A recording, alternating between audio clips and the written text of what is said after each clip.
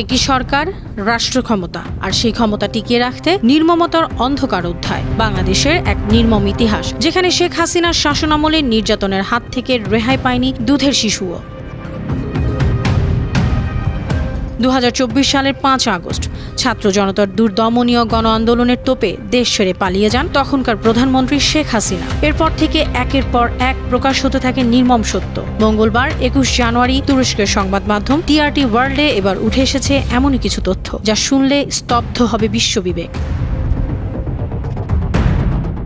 গুম সংক্রান্ত তদন্ত কমিশন জেনেছে, হাসিনার শাসনামলে গোপন কারাগারে শুধু রাজনৈতিক প্রতিপক্ষকে গুম করে রাখা হয়নি, দুধের শিশুদেরও বন্দী করে রাখা হতো। মা বাবার ওপর মানসিক চাপ সৃষ্টি করতে দুধের শিশুদের টোপ বানাতো হাসিনার দোসররা। এমন ঘটনায় গুম কমিশন জেনেছে, এক দম্পতিকে তাদের শিশুসহ আটক করা হয়। জিজ্ঞাসাবাদের সময় বাবাকে চাপ দেওয়ার জন্য মানসিক নির্যাতনের অংশ হিসেবে শিশুকে মায়ের দুধ খাওয়ানো থেকে বঞ্চিত রাখে শেখ হাসিনার দোসররা।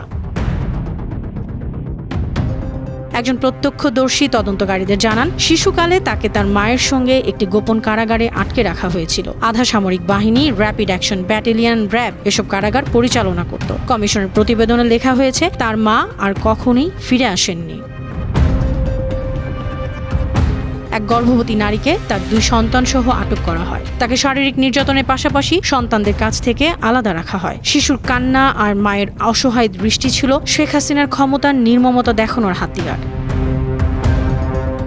এমন নির্মমতা কোনো বিচ্ছিন্ন ঘটনা নয়। গুম সংক্রান্ত তদন্ত কমিশনের প্রতিবেদনে জানা গেছে, 2023 সাল পর্যন্ত এমন মর্মান্তিক ঘটনা ঘটিয়েছে শেখ হাসিনার দোসররা। এসব অপকর্মের কারণে এখনো 200 মানুষ নিখোঁজ আছে। আর এই নির্মমতা শুধু ব্যক্তিকেই শারীরিকভাবে ক্ষতিগ্রস্ত করেনি, মানসিকভাবে বিপর্যস্ত করেছে পরিবারগুলোকে।